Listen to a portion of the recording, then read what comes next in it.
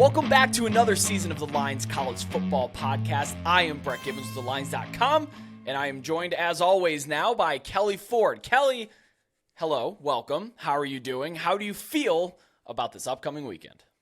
I feel great, Brett. We've been talking about it for a long time. We got a little taste of week 0. Week 1 is here. This is when everyone's getting back to action. It's the best time of year. We're getting into college football. The whole season's in front of us. I just can't wait. I'm so excited to be talking with you on the show here and being a part of thelines.com. Let's get into it, man. Week 1's here. It's exciting. College football is back. We've needed this. Yeah, before we dive in, though, don't forget to follow the Lines US on Twitter. I am at Road to CFB, and Kelley's work can be found at K Ford Ratings. We'll be here every single week breaking down the college football slate as well as individual weeknight games, and that's actually what we're here to do today. We're going to break down the Thursday and Friday night games for Week 1. Like you said, the warm-up is over. This football's all the way back this week. So if you want to see this weekend slate, we will be back doing it in a couple of days, so check back for that. But before we get into the games, let's talk the new clock rules. It's the talk of the town, especially in the college football betting space. It looks like at the start, in those first few games, especially Notre Dame-Navy, that this new rule is really going to affect totals. But the late games came back, kind of evened it out more or less when you saw, UMass, New Mexico State, which turned out to be the barn burner we all expected it to be. But a little bit of data here, I'm sure most people listening are already aware, but we went from 68.7 average plays per game in 2022 to 63.3 average plays, but we only shaved off a meager 3 minutes of the broadcast. Now, I know it's a small sample, but that is 6 full commercials that they could sell, assuming they are 30-second advertisements. Kind of my worst fears. But do you take anything away from this first weekend under the new rules? Yeah, Brett, no, not from a data standpoint. You mentioned the raw data and what we're looking at, plays versus time saved, all those things. We knew it was going to do these things. It's been 7 FBS versus FBS games. There are 733 more to go. Let's get a little bit bigger sample size before we draw too many conclusions, but I think we kind of knew this was coming. I'm actually okay with it, to be completely honest. I'm fine. Didn't take much away. Let's get into more games, more data before we draw too many conclusions would be my recommendation for folks.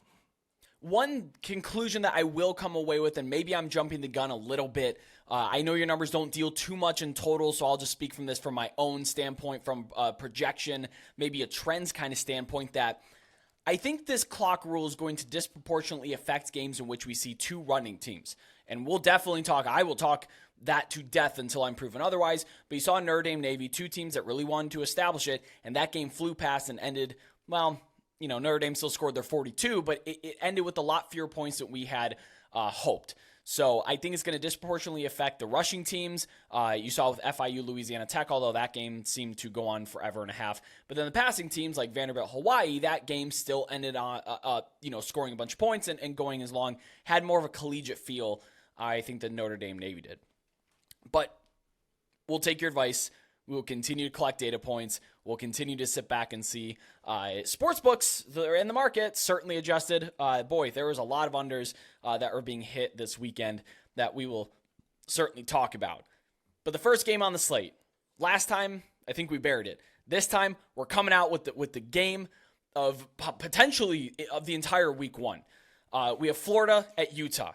The Utes are 6.5-point favorites with an over-under of 45.5 points. Game kicks at 8 p.m. Eastern on ESPN.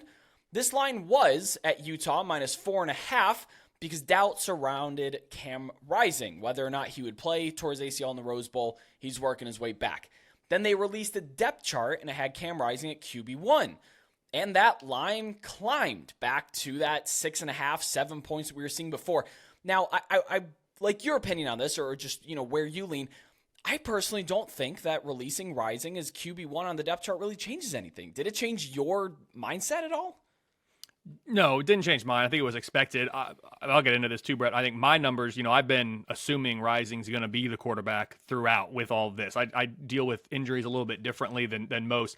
I'm not going probable, doubtful, 40%, 80%.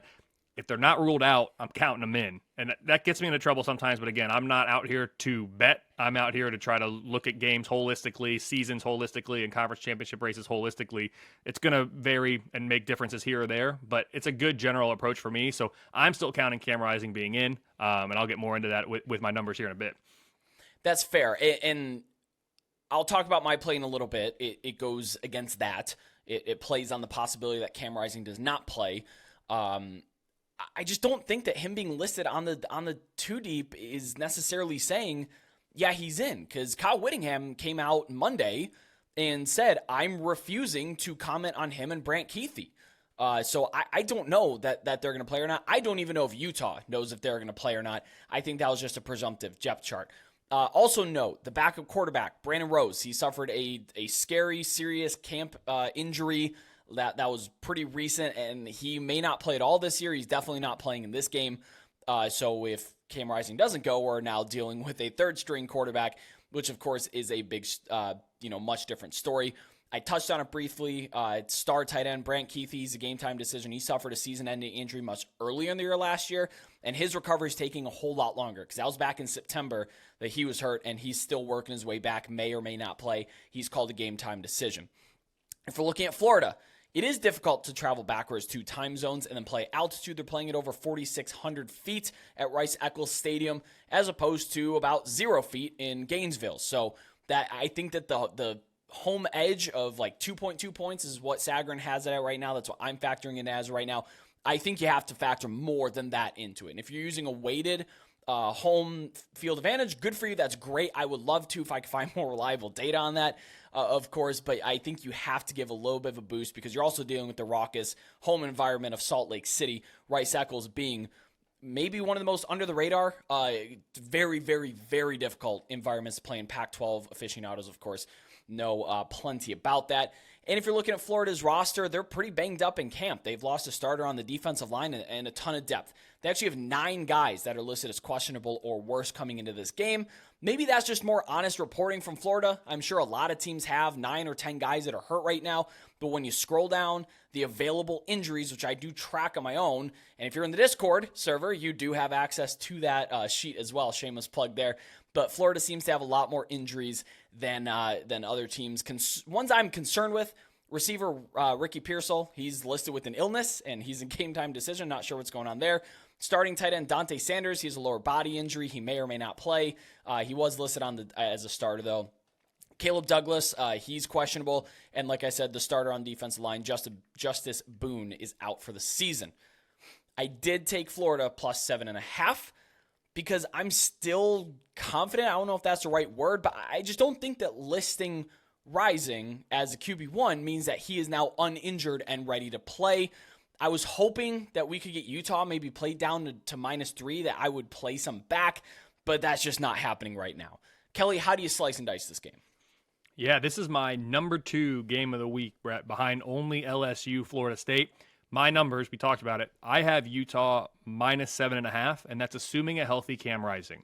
I have Utah power rated number 15 overall with the nation's number 12 projected offense, which, Brett, get this, that's good enough for only 4th best in the Pac-12. It's number 12 nationally, but that Pac-12 is just loaded with quarterbacks and offenses.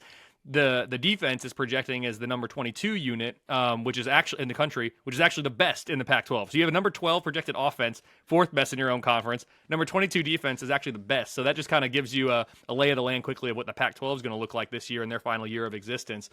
Florida, for me, is power rated number 25, number 23 projected offense, and number 46 projected defense. So I expect a very even matchup between the Florida offense and the Utah defense. The difference for me is when that number 12 Utah offense is on the field, presumably with Cam Rising, against the number 46 Florida defense. Even if Cam Rising doesn't play, though, the game being in Salt Lake City could be the ultimate difference here. You mentioned the altitude. It's certainly going to play a factor. Those fans are going to be pumped up and ready to go. I think that you said you used 2.2 points. I'm in that ballpark as well. I would listen if you wanted to say, let's make it more than that. From a schedule perspective, Florida is at home against FCS McNeese next week, so their focus should be squarely on the Utes. Utah, on the other hand, they have to travel to Baylor next week, so the Utes are going to need to be careful and not get caught peeking ahead. I don't think that's going to be a problem, considering this is a revenge game for Utah from the 26-29 defeat in Gainesville last year. I'm going to end every segment that I'm talking, Brett, with kind of a K-Ford bottom line, summarize things. Hopefully that helps the viewers.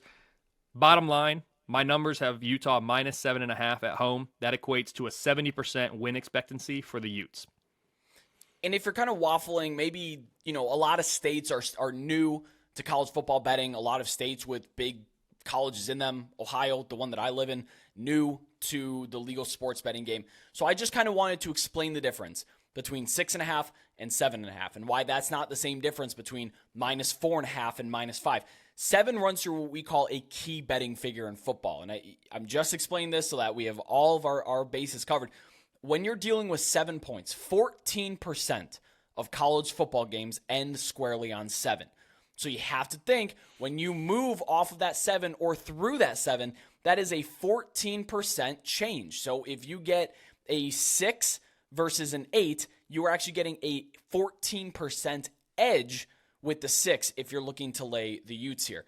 So you can get them at that mentioned 6.5. Do not bet it at the square 7 or, God forbid, 7.5. Shop around and get your best number. And that's why I'm excited about Florida plus 7.5. And I'm not so sad that I missed out on, say, 8.5, because when you're dealing with 8, you're only talking about 4% of college football games ending on that 8 square. I just really think that this game is going to fluctuate so wildly based on Cam Rising's availability. Like I said, Monday declined to comment on his or Brant Keithy's status, probably because the team doesn't even know, but we'll see. Now, if you really strip it down, you could say, wow, Brett, you just went ahead and bet a team on the road at Rice-Eccles Stadium, a team that is led by the one and only Graham Mertz. And you know what? When you say it out loud like that, it seems kind of silly. And I've been pretty vocal about how I think that Florida is kind of overrated in the power ratings this year. But if you're playing the market game, if you're looking, buying and selling stocks almost that we do here with these lines, I did like that Florida plus 7.5. When player props do eventually hit, which I think this one will have the first player props of the weekend slate, I'm absolutely looking to fade Graham Mertz on principle alone. Just whatever his passing yards are, down to a certain amount. If it starts with a 2, I'm probably looking to fade it because sadly, and I wanted Graham Mertz to succeed. I really did. I wanted him to be a great quarterback, thought he would be. He's just not that guy. You think I got Florida too high? Power rated 25? You think that's too high too? They all are, because I aggregate my power ratings. That's how I base my numbers off of, and I have Florida at 23, 24. You have them at 25. SP+, FP, I think that they all do, but that's not a fault of your numbers. That's how the data crunches and comes out. So I don't know. Just based on program vibes, yeah. I'm just asking because that was kind of the team that I was found defending. That in Texas number 6, I think I have them. Like those are the teams that I had to defend all summer. And I'm like, hey guys, listen, I can get it. I think Florida might be a little too high. I'm with you on that, but that's where the data kind of crunches out, as you said. So that's what the numbers say. We'll see. Tough schedule for Florida, and it starts right out of the bat here with right out of the gate with Utah. Yeah, maybe I should take this opportunity to kind of explain a little bit of process, a little bit of peek behind the curtain. So. And Kelly, I know you do this when you look at your numbers. Sometimes we can disagree with the numbers in front of us because something I like to do is I like to use the power ratings as a guide to find good bets, to help me kind of level out these teams. But I don't use it as an end-all, be-all. I do look at it, and program trajectory, program feel, program vibes are a big, big thing for me. Florida, Michigan State, Arizona State, these teams that are all West Virginia this year, the teams where I look at their program and say, you're not on a good trajectory. I do not like the direction your coach is headed. I don't like how you're losing recruiting battles, and there's a lot of noise around your program. Those are teams I'm more willing to fade, even if the numbers say to not to. That's just a little bit of my process there. Kelly, how often do you find yourself disagreeing with your numbers? Yeah, so, the K Ford ratings model and Kelley Ford, the person, are not one and the same, but I do have to work very hard to separate those two things. I have for a long time viewed college football teams, conference races, national championship pictures through the lens of advanced analytics because of Bill Connolly, because of Brian Fremeau. Now with my own numbers for the last few years through the lens of the K Ford ratings. There are teams, though, South Carolina comes to mind, that Iowa special teams, Kansas State recently, where there's something about those programs, there's something about the coaching staff, there's something about the synergies that they have swirling the intangibles around the program that are moving in the right direction and that are leading these teams to overachieve the expectations that a model would have. I always say no model is perfect. That includes my own. We can't capture everything in models. Doesn't matter how good it is. Doesn't matter how much data we have available. Not everything can be quantified. It is up to the viewer, the fan, to, as you said, look at the data, look at the models. And I trend towards mine, obviously biased towards that, and then make adjustments manually from there. I don't adjust the model, the data manually. Like that would have no integrity with the model itself. But you as a viewer, I as Kelley Ford, the college football fan, can, outside of the model, make your own inferences and subjectivity into that process. So that's how I do it. Again, it's a starting point. Doesn't tell the whole picture. We need all viewpoints to view a college football team in a conference championship race, for example. But yeah, that's how I do it with my power ratings. All right, moving on to a markedly less interesting game in the eyes of the market, in the eyes of me, and probably in the eyes of you. We have the Kent State Golden Flashes at UCF. UCF is a 37-point favorite, believe it or not. That is up from 35 earlier last week. Game has an over-under of 57.5 points. This one kicks at 7 p.m. Eastern on FS1. Like I said, a little bit of buy-in on UCF. They were minus 35, minus 35.5. Apparently that wasn't enough. Got bumped up 1.5. If you want to do the napkin math, that Kent State is implied for 10.25 points. Not a whole lot. However, they return a nation-low 29% of production. They turn over their entire coaching staff.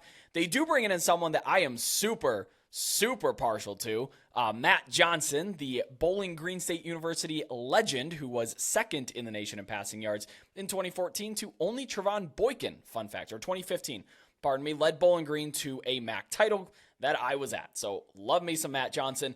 It's expected that he's going to run the same offense that Sean Lewis had in place, or as close as he can to it, because Sean Lewis, of course, is now in Boulder. Rain is imminent. Storms are likely, even though this is past the tropical storm that is pushing through there. There is still going to be some remnant effects in that, so keep in mind that we don't have a very good weather game lined up here. I mean, cut and dry, this is a total mismatch on the field, talent-wise. Do your numbers even consider Kent State losing or by fewer than 37 points? What's your numbers say? Yeah, Brett, actually they do. I had to double check this when I saw, because usually I don't have lines that are this far off Vegas. My numbers right now have this as UCF minus 28. So I think that's a significant difference that I don't usually see. I have UCF power rated number 34 overall. They are by far the best of the four Big 12 newcomers by about 6 points. I mean, that's a big gap. I project the Knights to have the number 39 offense and the number 45 defense this year. Kent State is power rated number 129. That's fourth worst in the country, with the worst projected offense in FBS and the number 85 projected defense. That's actually second best in the MAC East behind only Miami of Ohio, but the offense is pretty poor. It's a mismatch on both sides of the ball, especially when the UCF defense is out on the field.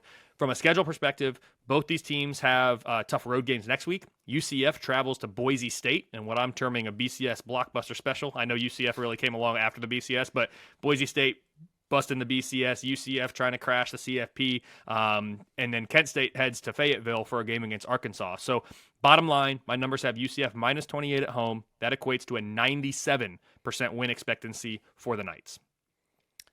If they finish 85th in defense, that's a pretty big improvement from last year. I'm a big proponent of points per drive.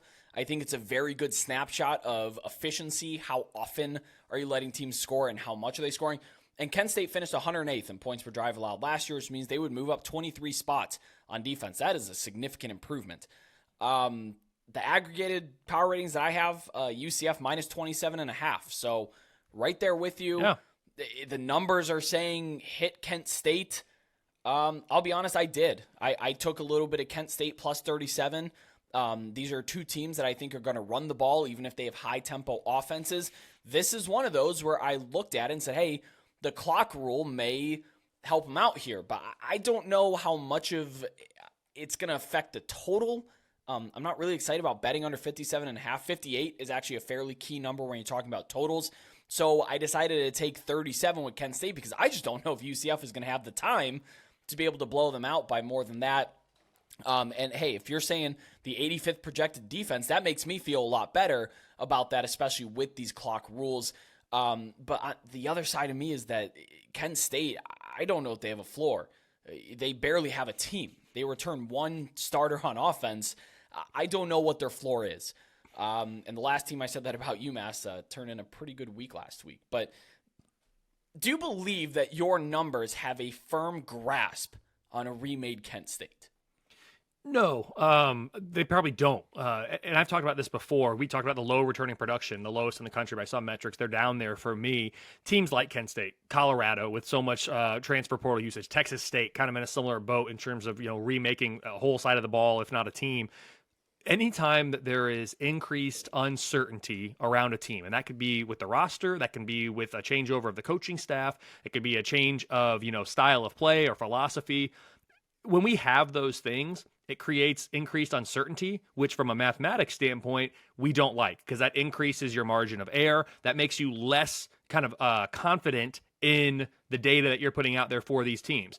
But we don't have the luxury in a power rating world or in life. You can't just say, I don't know. I'm just going to pass. I'm putting a number out there for them right now. So we have to have a starting point. Everyone has to start somewhere. You try your best with teams like this who have this much uncertainty to try to figure out where you're threading that needle. It could go better than you're saying. It could probably go worse. You say you don't know where the floor is. You're trying to thread the needle and say, I think this is kind of the area where it's going to be. This is what the numbers would suggest. You're kind of coming out on average. But I think the range of outcomes, the variability with teams like this is greater than it is for some other teams like a Georgia or an Alabama or an Ohio State who have consistency on the coaching staff. They have consistency for the most part. I know I just named 3 teams that are breaking in new quarterbacks, have consistency, within the roster, and they're just replenishing and reloading as opposed to starting kind of over from scratch in any given year like some of these other teams. You did mention that you don't have the luxury of putting up numbers, but a nice word of advice to people that are betting: sometimes a no bet is a great option. And as a bettor, as a punter, we can always pass on some of these games. So if you out there listening say, hey, I don't think my numbers at home, I don't know if these numbers, I don't know if me personally have a solid grasp on Kent State, Texas State, Colorado, just pass and wait for them to shape out. And then you can start to assess that. Betting isn't my lane, so I'm going to wade in here very cautiously and then get right back out. If you're feeling the urge to bet every single college football game, please seek help. That's all I'll say. Yep. You don't have to bet every game. Yep. And I'm not encouraging any of it, but I know that's a very popular thing that a lot of people do. 1-800-GAMBLER if you have a problem. There you go. That's where you need to visit. Moving forward, an interesting matchup, if not. The college football traveler in me thinks this is a very interesting matchup. We got NC State visiting the UConn Huskies. On the docket here, I have UConn listed as a 14.5-point favorite, but NC State is, in fact, a 14.5-point favorite in this game. The Huskies are not being spotted 14.5 points. The over-under here is 46.5. Game kicks off at 7:30 p.m. on CBS Sports Network. This is the debut for one Brennan Armstrong and Robert Anae. Brennan Armstrong, quarterback at Virginia, coming over. He transfers in. Robert Anae comes from Syracuse. Now, his numbers they don't jump off the page when you looked at Syracuse, but you have to think about the relative talent level that Syracuse recruits to and uses up there. And I thought he did a really nice job with the Orange. I liked the offense that they had. It utilized a whole bunch of different things. And the nice thing is it was adaptive. So when they had a quarterback that could run the heck out of the ball, they ran the heck out of the ball. And when they didn't, they threw it more and ran with the tailback. His name's escaping me. 2022 is so far out of my mind now in this. But I like him a lot better than Tim Beck. I'll just say that. I thought Beck really wasted Devin Leary's potential last year, the past couple of years, really. There's a lot of talent on that NC State offense. I don't think Tim Beck got the most out of it. So I like the hire. I like Robert Anae. I'm interested to see what he does with Brennan Armstrong, who 4,000-yard passer in Charlottesville. And then Tony Elliott comes in as head coach, and whatever he does with his staff and just ruins it. Armstrong is one of the least effective quarterbacks in the country last year, and he didn't just forget how to play football. That was a coaching thing. So now with better coaching and a better system around him, I'm really interested to see if we can get Brennan Armstrong back on track here. UConn, at their quarterback position, surprising depth. You have Joe Fagnano. He is the starter. He was the one who was announced as the starter. You have Taquan Roberson. I'm sorry, I'm botching these right now. Taquan Roberson, who came down from Penn State. He was a backup that tried to play against Iowa and was just absolutely hapless. So he transfers down to UConn, a little bit better, I think, competition for him. And then Zion Turner, who was a freshman last year, dynamic athlete. He's listed third. So they do have some options up there in Connecticut. But I don't know if the Huskies were nearly as good as the record last year said. It was a good story to see them in a bowl game, but their two big wins on the season were over Fresno State, who did not have Jake Haener, and if you saw Fresno with and without Jake Haener, completely different football teams. And then Liberty and, Hugh Freeze was already taking the job at Auburn. Like, Liberty had fully phoned it in. This was before they got just smoked by New Mexico State as well. So, those two wins, I'm not going to say they don't count, but they definitely come with caveats. You do have to mention that a little bit. I don't think we're going to see NC State money unless it's 14 on the nose or less. Again, we got 15, 14 and a half, depending on where you look. I make this NC State minus 18. What do you make it? Yeah, first I'll just say, Brett, I give you credit for always going in on all the players' names. I love it. I don't even try because I'm going to mess them all up. I just stick to the numbers because mask that universal language. I still stumble over that sometimes, but these names, they're tough, man. So I give you credit there. I'm not looking forward to talking about the UMass quarterback. I have not attempted to pronounce it since, so I'm not going to try here, but just it's a tricky one. I just say QB1, man. My numbers have this as NC State minus 15. I have NC State power rated number 40 overall with the nation's number 18 projected defense. That's second best in the ACC behind only Clemson, but only the number 65 projected offense. Like you talked about some of the concerns we have there and maybe improvement this year. UConn is power rated number 116 for me with the number 100 power rated defense and the number 126 projected offense out of 133 FBS teams this year. So the defense is the better unit for both of these teams, but NC State does have the advantage on both sides of the ball. UConn does have the home field, like you talked about, and this is interesting, getting a Power 5 team like an NC State to go up to UConn. So that's interesting and not negligible, but even accounting for that, still like NC State. From a schedule perspective, UConn is at Georgia State next week, so their focus should be on the Wolfpack this week. NC State, though, they welcome Notre Dame to Raleigh in week 2, so NC State just needs to guard against, taking this Husky team for granted, especially, like I said, considering this game is in East Hartford, Connecticut. I had to look that up because I was like, Stores, right? That's where Connecticut is. That's where they always talk about basketball in Stores. It's in East Hartford is where they play football for Connecticut. Bottom line, my numbers have NC State minus 15 on the road, which equates to an 86% win expectancy for the Wolfpack. Yeah, you talk about the interesting dynamic of going on the road. The atmosphere only gets so rowdy when we're talking about Rentschler Field, if that is still the name of the stadium up there. One that I have not been to. I've been to 108 FBS stadiums, and Rentschler Field is actually not one of them. Got to get there. Yeah, well, maybe for this game. It'll certainly be more packed than usual. I don't know if they're talking about a sellout. It's not really a regional rival. I don't know how often they really host these kind of ACC teams, though. But, NC State survived just a wild crowd at East Carolina. I was actually at that game. It was so hot during the day, that little peek behind the curtain on that, the ticketing machines actually went down, and they couldn't scan people's phones. So they just started letting people in as long as they could show they had a barcode. Wow. So we had students texting their friends all their passes, and the stadium was 3,000 over capacity. I have pictures and videos of these. Like, it was bad. The concourse and everything was a log jam. It was like 97 degrees and humid. Awesome atmosphere, though. Like, this was a sweet game. I had a lot of fun at it, and it was a really close game. Actually, East Carolina should have won, but they shanked a field goal at the end to lose it. Yep. But when you talk about Rentschler Field, I'm not here to just kick UConn fans, but, like, we're not talking about Rowdy Dowdy. Like, it's not the same place. And if you're a big power team going into these small, feisty teams that have, well coached and some good athletes, and then you walk into an atmosphere that is just sleepy, situationally, that's a nightmare to me. You can come out flat, and you could find yourself on the ropes in a game that you shouldn't be. That's why I'm not really excited about laying over 2 touchdowns. Your numbers are also not really excited about laying more than 2 touchdowns there, it seems. Moving forward, what a treat.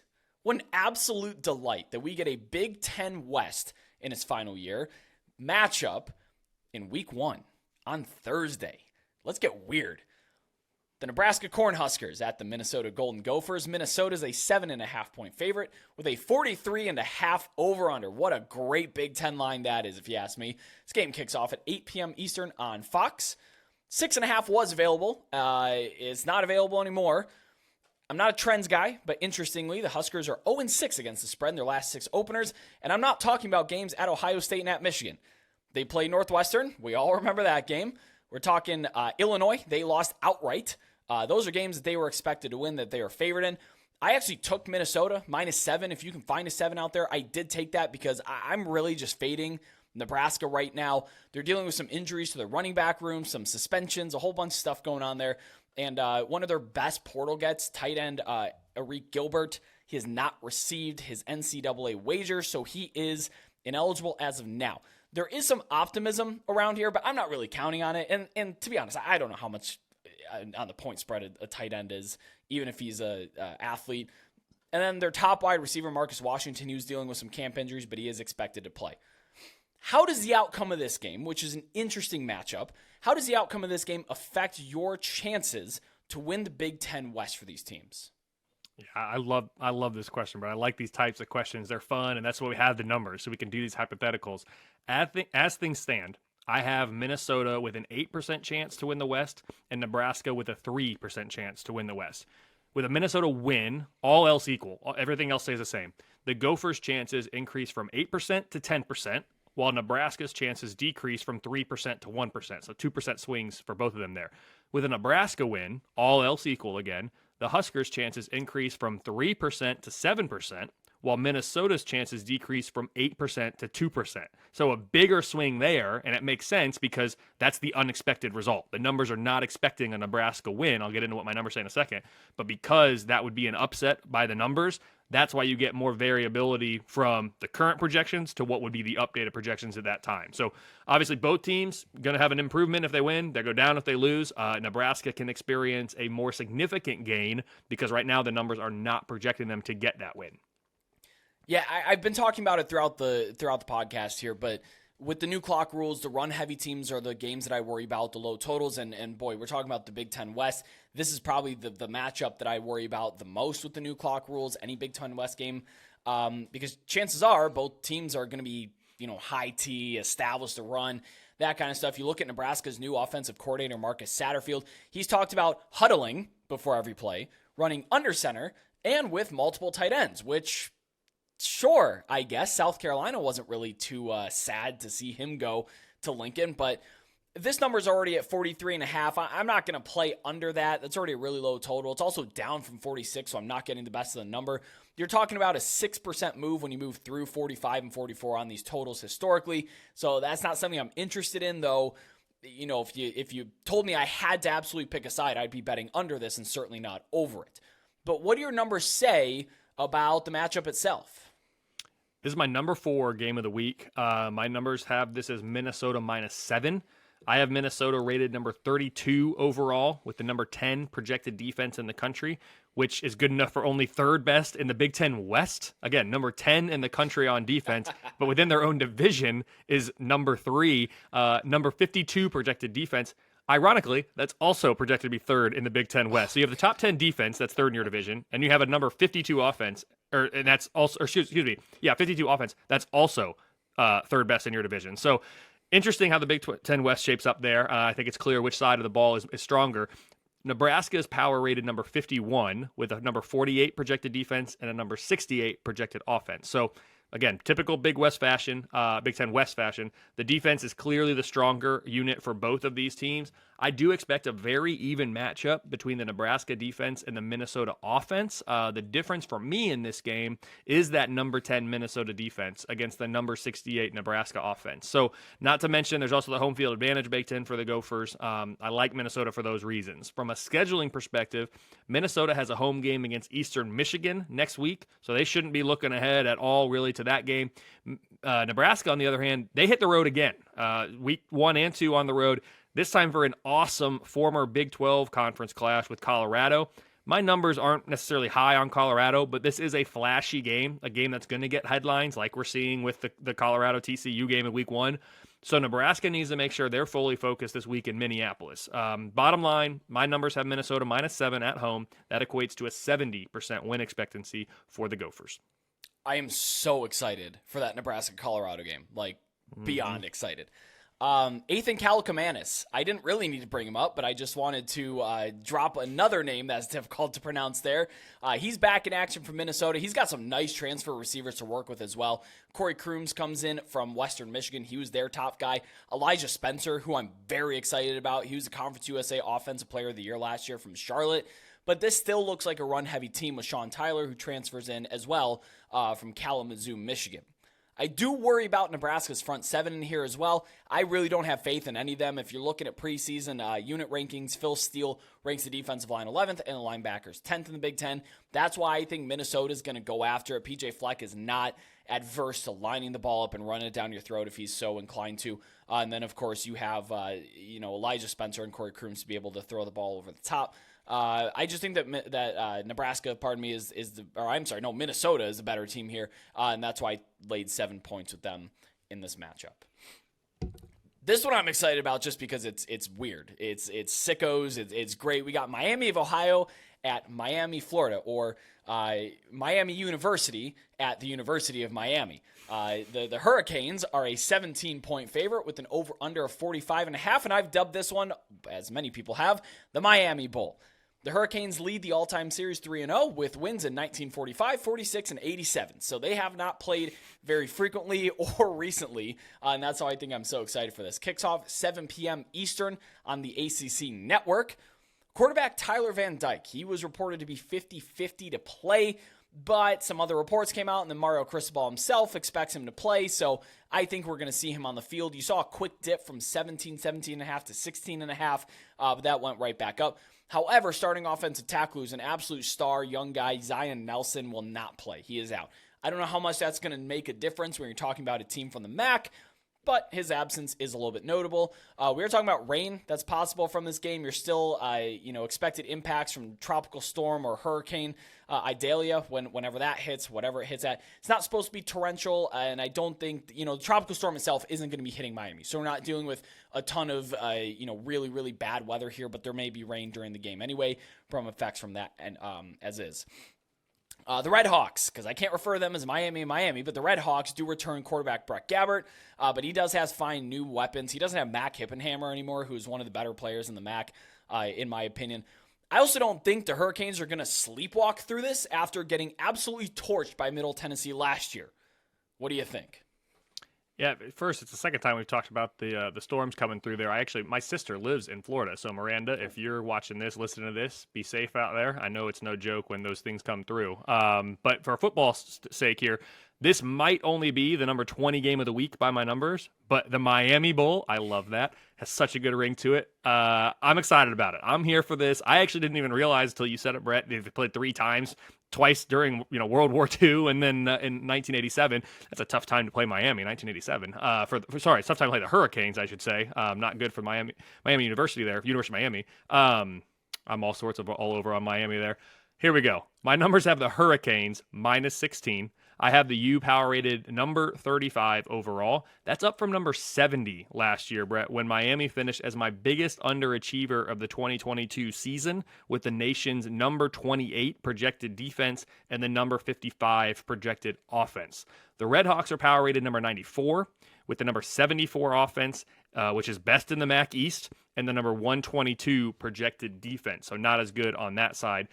It's a mismatch on both sides of the ball, but especially when the Hurricanes' number 28 defense is out on the field with the Red Hawks and that number 122 offense. I mean, it's to the point where Miami, Ohio might not score more than 7 or 10 points in this game. The Hurricanes defense has collapsed before, not saying they can't again, but it's really shaping up to be one-sided, especially in that individual matchup. From a schedule perspective, this is the first of 3 consecutive true road games for the Red Hawks with trips to UMass and Cincinnati on tap before finally playing a home game in week 4 against FCS Delaware State. Brett, I had to look this up. I've checked across all the different schedules as I prep for the episode. Miami, Ohio is actually the only team in FBS to play 3 consecutive road games to begin the year this year. No other team in FBS starts with 3 in a row on the road. So it's a tough start from a travel standpoint for Miami of Ohio. The Hurricanes welcome Texas A&M to Miami Gardens in week 2. That's a revenge game for the U after losing 9-17 in College Station last year. So hopefully they're not looking ahead to that one too much. But bottom line, my numbers have the Hurricanes minus 16 at home. That equates to an 87% win expectancy for the U. Using the old Google machine just to look it up, it was a very difficult season for the Red Hawks to play the Hurricanes as they lost in 1987 54-3 en route to a 5-6 season for the Miami Red Hawks there. And you're talking about they may not score 7 or 10 points. Right now they're implied for 14.25 with the current spread and total. But hey, if you're taking the 122nd ranked offense in the country against 28th defense, the Hurricanes are going to be far more athletic. You may want to look at under team totals in that case if you were siding with Kelley there. This is what concerns me a little bit. Brett Gabbert said that the Ohio location, Oxford, Ohio, was the real Miami, which I know the Hurricanes haven't been very good, but that just seems like poking the bear. Like, I get it. I'm for the trash talking. But probably save that stuff for the post game if you win.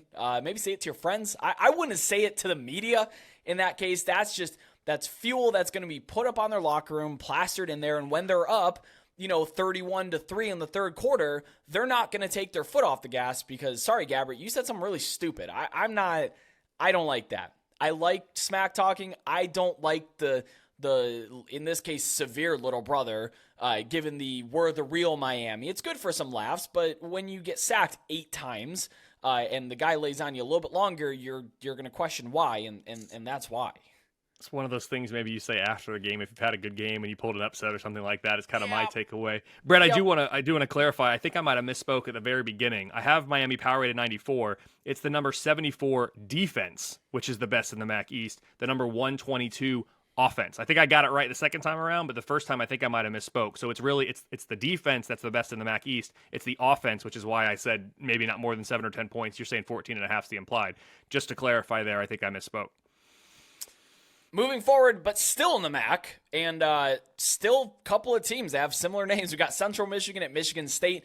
Michigan State only a 14.5 point favorite with an over-under 47.5. Game kicks off at 7 p.m. Eastern on FS1, and I still have no idea who's going to suit up at quarterback for either of these teams. You're looking at Michigan State. I think Noah Kim is the front runner, but he hasn't been announced as far as I've seen at time of recording here. Central Michigan, they are not, from what I believe, starting Burt Emanuel Jr., sadly. I do think we will see him, be it in packages or in relief at the end of the game, either or, but I don't know. If you're thinking about like a coaching decision, I know that you need to put your best passer, your best leader, your best overall quarterback out there. And I get that. Except for when you're a sizable road dog against a Big Ten team. Why not run Burt Emanuel Jr. out there and give yourself a big spark? He ran for 300 yards on the ground in one single game. Like, why not put that kind of dynamic athlete out there and stress Michigan State's defense and put them on the ropes? And Michigan State's defense, by all accounts, is not a very good unit. They're not a very good projected unit here. In my opinion, it looks like your numbers are a little bit different on that, but I don't like their secondary. Either way, I get it if you're in league taking a safer passer, but in this game, you have to swing for the fences, right? Yeah, I agree, definitely, without a doubt. And my numbers have this as Michigan State minus 17.5. I have Michigan State power rated number 45, number 38 projected defense, number 56 projected offense. Central Michigan power rated number 106, 87 on defense, which is the second best in the MAC West behind only Toledo, but number 123 on offense out of 133 teams. So the defense is here, better units for both teams. Michigan State has the advantage on both sides of the ball, plus the home field advantage. From a scheduling perspective, Michigan State hosts FCS Richmond next week, who, ironically, I actually have power rated almost the exact same as Central Michigan. No. I mean, my projected spread for these games is actually about the exact same. If that tells you anything about Central Michigan. The Chippewas, they host FCS New Hampshire in week 2. Both teams focus on this game at hand. It's a Michigan rivalry game, probably more so for Central Michigan than Michigan State, but they're going to get pumped up for it.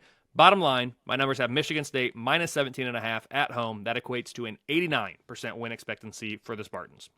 Oh, I'm going to disagree with you here. You said that says a lot about Central Michigan. I think that says a lot about Michigan State. If you're a Big Ten team being a 17.5 point favorite over an FCS team? Well, if you want to say from the 17.5 perspective, okay, but I'm saying you take out Michigan State. Like, it doesn't matter if it's Michigan State or Ohio State. The spread at home for those teams, by my numbers, is going to be the same against Central Michigan or Richmond. Is essentially okay. So that's how I was taking it. But yeah, if you want to say, hey, you're only a 17.5 point favorite against FCS, well, then you're also saying, hey, you're only a 17.5 point favorite against Central Michigan. Actually, Vegas, as you said, has it 14.5. So I'd be curious to see what they have against that Richmond in that Richmond game. But yes, I see what you're saying. I guess I was taking it from the standpoint of the other way of they have the same spread at the same location. That means the opponent is, largely the same in terms of a power rating viewpoint. Well, I would say it says a lot about both of them then, in that case. That's fair. Fair. Like I said in the preseason at the beginning of this podcast, I like fading teams that have apparent internal issues, and Michigan State is definitely one of those teams. I mean, why would their starting quarterback, Peyton Thorne, and star receiver, Keon Coleman, transfer out in the spring if everything was just peachy? It's not.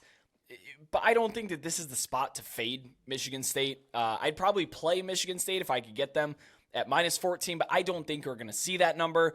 And a last note on this one, the Spartans are far from a blow the team out of the water type of program. They tend to win soundly, but I think that they play with their food a little bit. They had a 35-13 win over just an abysmal Western Michigan last year. They had a 38-21 win against a 3-9 Northwestern team a couple years ago, and that was in their 11-2 season. Same with Western Kentucky. They only beat them 48-31 in that 2021 season as well. They just don't really dominate the games like you would expect them to. So if you're looking at, team culture and stuff like that, maybe that's a reason to not lay the points with Michigan State now or maybe ever, but I'm also not fading them in this spot. I don't think it's the appropriate time at home. Moving on, we have the Louisville Cardinals. They are an 8-point favorite against Georgia Tech. The game is being played in Atlanta, but not at Bobby Dodd Stadium. They are playing it at Mercedes-Benz Stadium. Boo. Play that one at Bobby Dodd, please. But you have an over-under of 49.5 points. The Lines.com College Football Podcast is also now available on the WDRB Plus app in Louisville and around Kentucky as sports betting launches this year, in addition to YouTube and wherever you get your podcasts. So that's a fun programming announcement. Welcome to the people of Louisville. Thanks for tuning in. We are super happy to be talking to you right now. This game, Louisville versus Georgia Tech, kicks off at 7:30 p.m. Eastern on ESPN.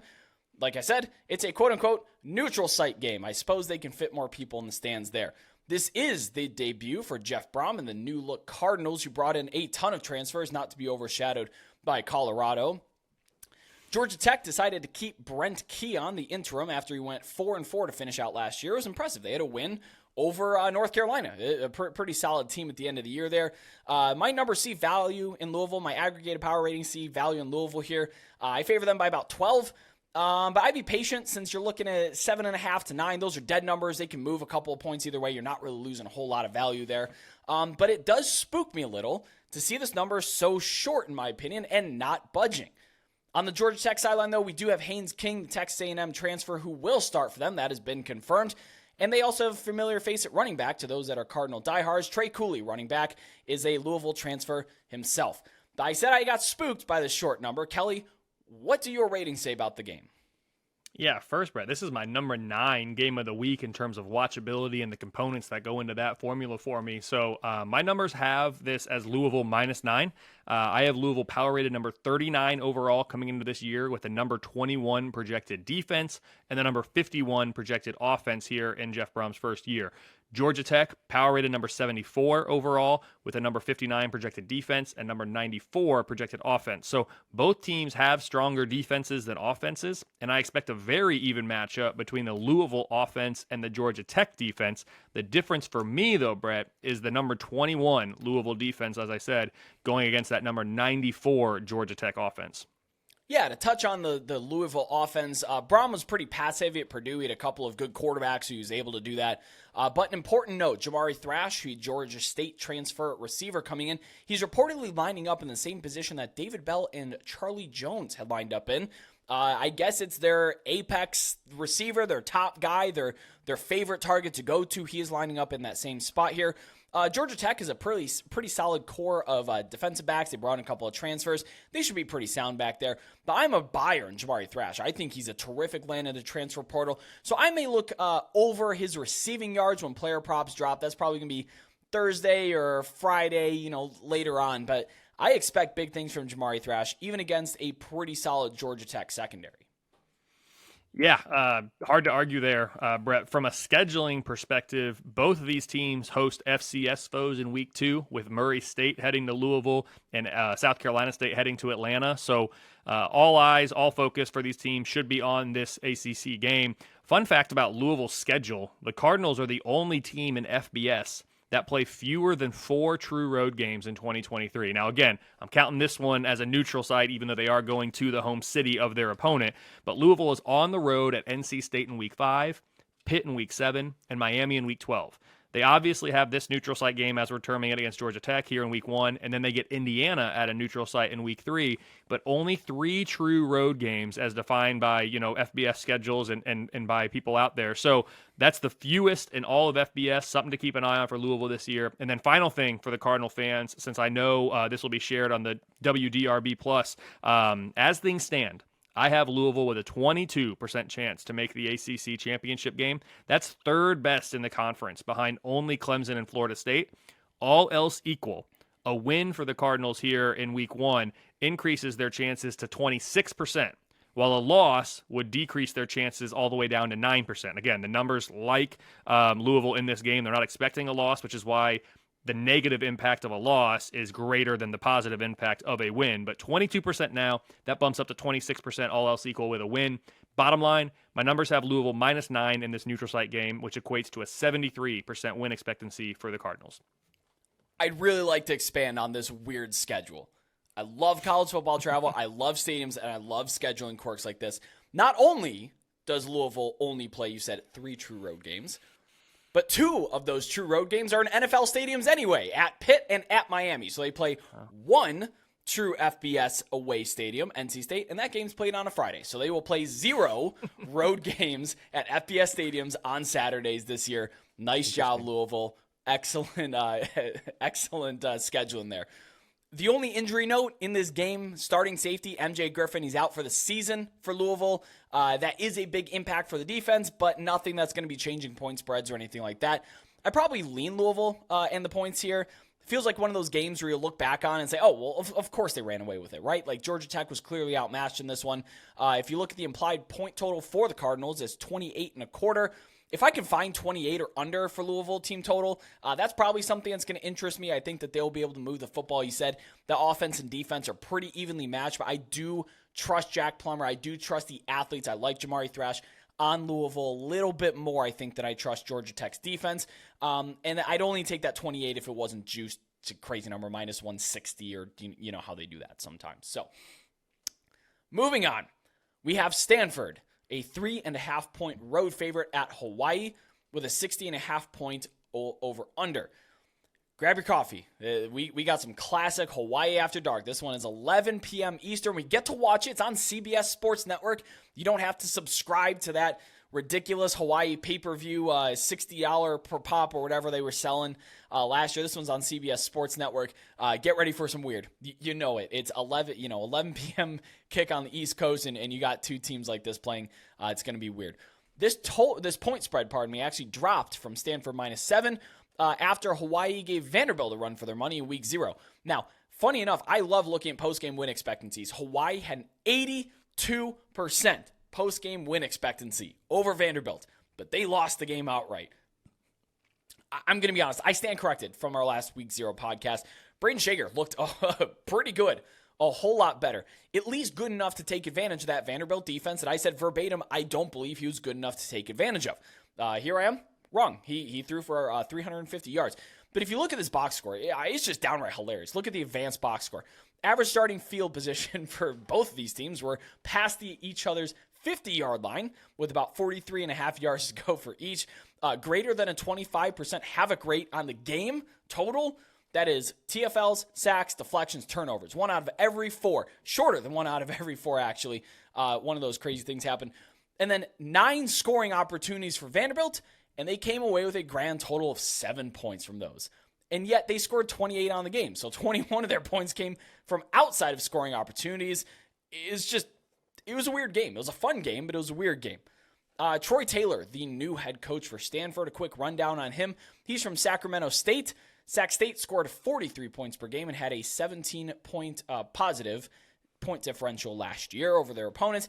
They lost to Incarnate Word in one of the wildest college football games I have ever seen. Probably the best game in D1 last year. It was a 63-66 finish. So much fun to watch. I remember watching that one late night. Overall, I like the hire, but I don't like where Stanford is with a talent perspective and a program future. Like I said, it's the theme of this episode. If you have a bad program culture and a bad program direction, I'm probably going to fade you. And then on the other side, Hawaii's on the upswing. So Stanford, we have to talk about this rest advantage. It is massive. They didn't play in Week 0, so this is their first game of the year, but Hawaii played in Nashville and now has to travel back and play 6 days later. They may arrive back on the islands at the same time that Stanford did, but Stanford has a whole lot shorter, probably a 3.5, 4 hour shorter flight, and they haven't done that yet. It is the debut for Troy Taylor, but again, that roster is just a mess. Their quarterback is a mess. Everything on there is a mess. I'd probably lay 3 or better with Stanford. That's kind of gross to say, but I think that this may have been a slight overcorrection in the point spread there. What say you? Yeah, my numbers have this as Stanford -5. I have Stanford power rated number 95 overall, number 73 projected offense, number 113 projected defense. Hawaii's the first team, as you talked about here, that we've talked about today that has already played live college football this season. The Rainbow Warriors fell last week, as you said, 28-35 at Vanderbilt. Hawaii's power rated number 120 now, which is up from number 124 a week ago. So the Rainbow Warriors did rise in my power ratings from Week 0 to Week 1. They're a balanced team. Offensive unit ranking at number 116. Defensive unit ranking at number 118. So I said they were balanced. I didn't say they were good. I said they were balanced. They're equal-ish in both of those ranking units on both sides. Again, that doesn't mean it's good, but they're balanced. I expect a very even matchup between that Stanford offense and the Hawaii defense. Difference for me, number 73 Stanford defense against that number 116 Hawaii offense. Although this game being in Honolulu does make it interesting, as you said, the travel actually almost maybe favors Stanford given where Hawaii is coming from. Not quite, but pretty close. From a scheduling perspective, I mentioned Hawaii's coming back from that trip to Nashville. You've talked about it too. The Rainbow Warriors host FCSU Albany next week. Stanford follows up their trip to Hawaii with a trip to the Pac-12 favorites, USC, in Week 2. So a lot of travel for Stanford here early on, too. Bottom line, my numbers have Stanford -5 on the road. That equates to a 64% win expectancy for the Cardinal. The average flight time from Albany, New York to Honolulu, Hawaii is 10 hours and 24 minutes. That is a trek for an Long FCS trip for the team. Danes. Oh, I'd like to know how much money they're being paid for that. I'm going to look that up. That's interesting. You said you make Stanford -5. I make it -6, somewhere, in that same range. Mm-hmm. But interestingly, Hawaii head coach Timmy Chang has publicly said he's aware of point spreads. Now, I personally believe that all college football coaches, at least the head coaches, are aware of their point spread. You just can't hide from it anymore. And I know that these guys are plugged into the media and social media, so I know that they know the point spread to their games. But Timmy Chang is the first one that's come outward and say, hey, I know them, I acknowledge them, and I use them as motivation for your team. And you know what? It's worked. Hawaii's now covered 8 of their last 9 games dating back to last year. But when you're talking about 3.5, I think that kind of ventures from the territory of we're going to cover this spread to, okay, now you have to be in control of this game. And I don't know that this one's really in his control. Like I said, don't like where Stanford's trending, like where Hawaii's trending. If I can get the 3, I'll probably bet Stanford.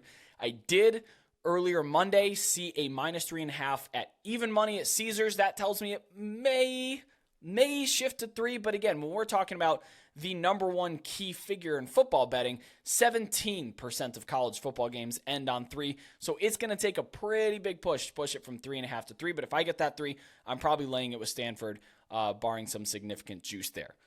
So that was our FBS slate. But we're going to do this every show if we can. FCS game. Let's do this. This one I'm actually really excited about. We have William & Mary at Campbell. Kicks off at 7 p.m. Eastern. It's on Flow Sports, so I probably won't be watching it, but it'd be a great game if you do have access to that. Last week, interestingly, with FCS lines that dropped at about 10 a.m. Eastern just beforehand on FanDuel for those looking for it, FCS lines dropped. Jackson State moved 10 points on their spread. They opened at -17.5 and were bet all the way down to 7.5 before he had some buyback. And then they won the game 37-7. So much for closing line value. That was the case with all of week 0. If you had any closing line value, I'm so sorry. It didn't work out for you, me included. And Albany, we just talked about U of Albany. They actually moved 7 points on their spread as well, and they covered that one handily. Hurricane Idalia or Tropical Storm Idalia, whatever it's going to be at that point, it is expected to impact this game, be it a tropical depression or maybe still a tropical storm. It is going to be raining during this game. Hopefully they don't have to move it. If they do, they'll probably be better for the watchability anyway. If you're looking at William & Mary, they returned 16 starters this year, which is great. They're my 9th ranked FCS team. They were a quarterfinalist last year before they ran into an absolute buzzsaw that was Montana State at home in 15 degrees. If you're an FCS watcher, especially in the playoffs, watching those late games at Montana State is just so much fun. But Campbell, 50th ranked FCS team. I favor William & Mary by 10.5 points on the road. Kelly, what do your FCS numbers say? Hearing you talking about closing line value and moving spreads in the FCS games, Brett, it's amazing. I love that you love it. That's awesome. I do have the FCS light model going this year, so I'm able to give you a projected spread here. William & Mary, number 7 in my FCS rankings right now. I like them by about 14.5 on the road against Campbell, who I have in the FCS ranks number 57. So there you go. William & Mary minus 14.5 on the road against Campbell for me. 9:55 Eastern, 6:55 Pacific. Set your alarms and start refreshing FanDuel, because I kid you not, it went from 17.5 to 13.5 like that. I could not scoop up a 14.5 on FanDuel. I had to go over to Bet Rivers to grab my 14.5 on South Carolina State. I don't want to talk about it. I'm still hurt from it. It's fine. We'll have better luck. If we're getting consistent closing line value, we're going to have better luck in the long run in the season. But, Kelly, that is a weeknight week 1 preview. We haven't even touched Saturday yet, and I'm excited to come back and do that later in the week here. Hop on over to our Discord server where you can connect with over 4,000 sports betting fans, get live updates in our college football channel, and join a sharp and active community. This thing was electric on Saturday, week 0. It was going all day from 10 a.m.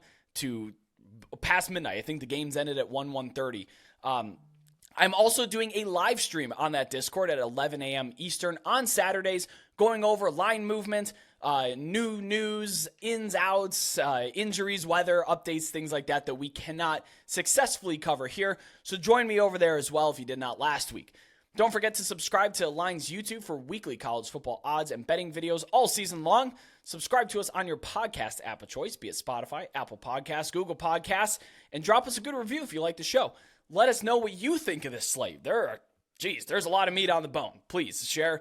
We had some good discussion in our week 0 video as well. Kelly, before we get out of here, please plug your Twitter, website, wherever people can find your work. Yeah, for sure. You find me on Twitter at KFordRatings. You can find me on the website KFordRatings.com. Be doing some writing here for thelines.com as well as some various other outlets too. So week 1, man, just the weekday games. That's what we got into tonight, and we went an hour. Saturday is going to be even better. It's awesome. College football's here. It's the best time of year. I love talking about it with you, Brett. It sure is. Thank you so much as always for watching. I'm Brett Gibbons. That is Kelley Ford, and we'll see you all next time.